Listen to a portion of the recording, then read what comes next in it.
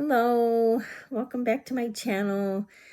I know it's been a while since I've posted. It's been about 5 or 6 months since my last post. So um, I've been very busy with a new job. I know my last post I mentioned that I got a job with the doctor that I was externing, that I did my externship for medical assistant. He hired me in January. And that is where I have been. It's been a lot to learn, but I'm very happy, and that's what I like to make my video about. Being the new person on the job, the learning curve that you have to go through, and what it's like to make a career change. I was 15 years as a massage therapist.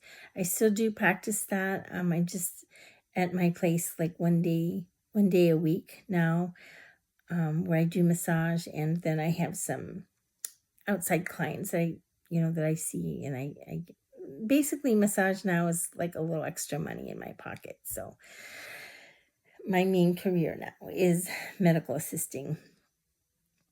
Okay, so let's get into the video. So the doctor's office.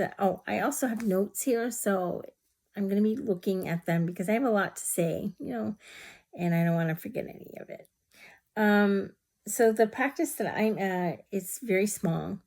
There's just 3 of us. It's the doctor and then the managing medical assistant, and that's what I call her because she, for somebody so young, she's been doing this for a long time, and she handles 1,000 things with calm and grace. And I hope that one day I can get to where she's at. And then the third person is me, learning to do things with calm and grace. Sometimes I can, sometimes I'm I'm fighting for my life. I'm hanging on for dear life sometimes. But like I said, it's all good. I'm a firm believer in coming out of your comfort zone, because it's a good thing to learn new things and it keeps your mind sharp. Okay, so one thing about medical assisting and nursing that I find surprising is that it does require a certain amount of coordination. I'm going to give you one example. Blood pressure, for example, taking somebody's blood pressure. Now, in my office, we have both. We do the automatic blood pressure cuff, and we also do the manual. Even with the automatic blood pressure cuff, you have to make sure that, first of all, you have the right size cuff. You have to make sure that you're getting it like just the right way on the arm. For instance, the cords that run down, you want them coming down the center of your forearm. And one hack that I found with one video that I was watching, they said, line those cords up with the middle finger on your hand, so that way you know that they're coming down, and you get a good reading with that. Fortunately, in my school, they also taught us how to do manual blood pressure too. So, and we have some patients that don't want the automatic blood pressure. They want you to use the little pump that squeezes the cuff instead of the machine. So I had to practice that because I graduated probably in August, and he didn't hire me until January. So I lost my skill a little bit, but the managing MA would let me practice on her.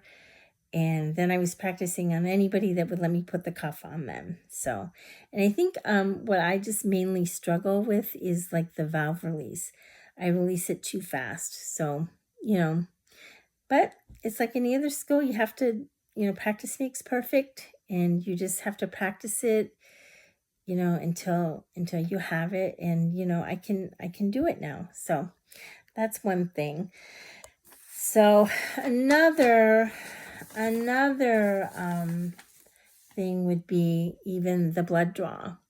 Now, right now, they have me in the observation phase of doing blood draws, but we did do them in the medical assisting program. So, one thing about that is you have to have, you have to gather your supplies beforehand. So that would be one thing. It does, so that requires attention to detail. So it's better that you have all the stuff that you're going to need to do the blood draw, knowing the correct tubes, and then the color of the tube shows what the doctor's testing for. So that, and then what kind of needle you're going to use on the person. And then once the procedure is started, it's finding the vein and then anchoring it, because a lot of people have veins that roll. So you got to anchor that down. And then, when to take that tourniquet off at the right time.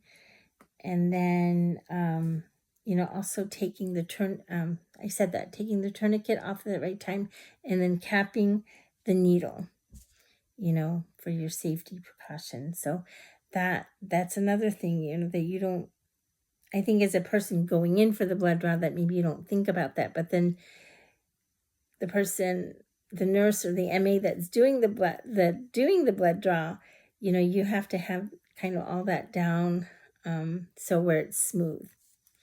So that is something that I'm still learning.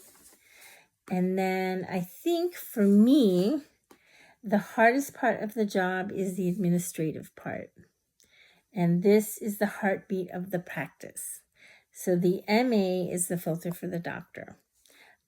Everything the administrative wise comes through the front desk. We handle, for instance, when the patient wants to speak with the doctor, they have to go through the MA first. So we also manage scheduling and canceling appointments, calling patients, onboarding new patients, handling prescriptions, handling the prior authorizations, and so much more. It's one thing that I'm finding is that, like, medical, you have to know a lot. It's not just, not just about like the in-rooming, the vitals, how to like give shots, draw blood, take blood pressure. Then you're up at, like we do everything. So then you're up at the front desk. You got to know, how to answer the phone even, that to handling somebody's prescription. Then sometimes, the doctor, to communicate with the patient, he will tell you what he wants you to tell the patient. So you're his little voice box sometimes, you also have to know what's going on with some of these patients. They call in and you've been kind of handling them, and you have to know what their situation is. So it's so many things. It is so many things. So, when you go in for your next doctor's appointment, be nice to the front desk people, because they really run the place. So that for me has been like the hardest thing. Another thing, because I don't have a whole lot of computer experience or front desk experience, I've had to learn their software, what their software is. And, like even the icons on the screen, and where to go in the system, kind of how to navigate things. Sometimes, things will be like right in front of my face and I don't see it. So, it's knowing like where to look, and then when you have somebody in front of you waiting on you, it's, you're in the hot seat for a while. So there have been times that I've gone home, like just like fried, my brain fried, because it's just been so much. And there have been a few tears, believe me, but it's all been worth it. Then let me see.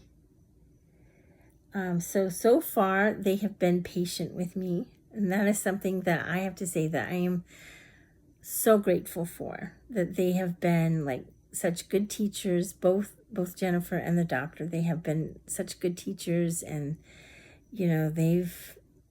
I mean, one thing that I have to say, like the doctor, that I'm impressed with him, that he is a very good doctor. He knows his job, of course, inside and out, but he can handle the front desk. He knows that front desk, and he knows how to make appointments. He knows how to, and I'm pretty sure that some doctors don't know that. They just do their job, and then they leave the front desk matters to the MAs.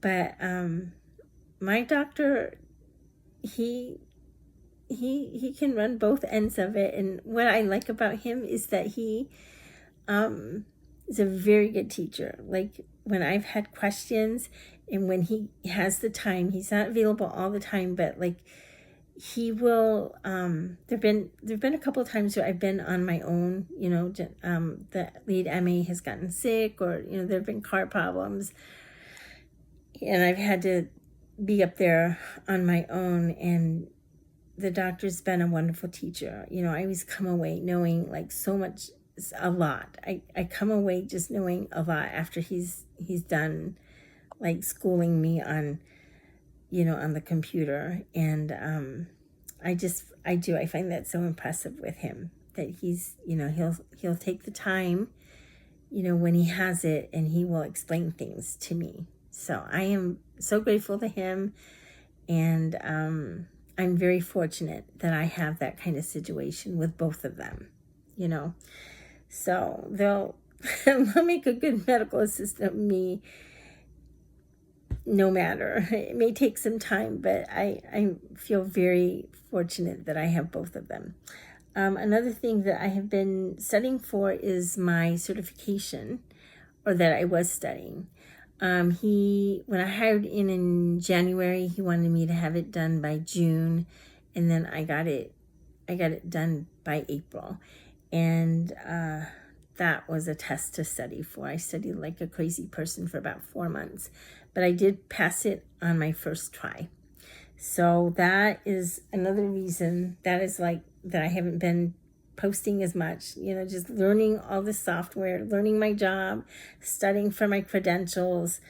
And then also for massage therapists, this is a renewal year. So I've had to do that too. I just finished the written part of my, as a massage therapist, you have to take 2 parts. You have to do the written part of every 2 years. You have to do the written part of the exam, renewal exam, and then you have to take a hands-on class. So I finished the written part of that. Now I am looking for a hands-on class.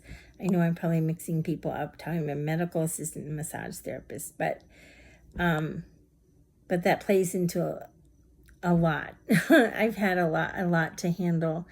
So anyways, I got that done, and I took the test through the American Medical Technologies, and I passed. So I'm happy about that. So like I said, 2 major goals out of the way. The medical assisting credential. I'm a registered medical assistant now. And then I'm almost done with my renewal for my massage license. So I think it's every odd year for massage therapists, we have to renew our license. So that's almost done. So it's 2 major things out of the way. And then you will see more posts from me. Another thing I wanted to address is that originally this channel was just to share my faith-based creative writing. And I don't want to forget that. And I do have like content for that. So there will be more stories coming. And then let me see. So I think that's about it. I would just like to encourage anybody out there who is going through a learning curve, the new person on the job. It's not easy, but you're going to get there. I had so many of my friends, like, when they could see I was frustrated with things, that they were so supportive. And, I had one of the elders in my hall, like, I think he could tell I was kind of down. And one thing he told me that I loved, And he said, don't be so hard on yourself. You know, this is all new. You're going to get it, you know. And I just kind of felt like Jehovah spoke through him. So I'm so glad about that. And again, like the biggest person, you have your God. You have somebody to pray to and to help you, and, you know, just to remember, you know, Jehovah loves you. He wants to see you succeed. So I would just say, anybody in that situation, you know, keep praying and just rely on Jehovah, and you will get through it. And know that, you know, you're not always going to be the new person on the job, that you will know that. You will know your job inside and out before you know it. And that's something that I tell myself too, that in a few more months it won't be that way, that I will be, you know, taking phone calls really easy. I'll know where to find things on the computer. I'll know how to like do the blood draw real easy. I'll be able to, you know, make lab orders, and, you know, it's just, it takes time. It takes time. So just hang in there, and, you know, you'll do it. Okay, so thank you for listening to this video.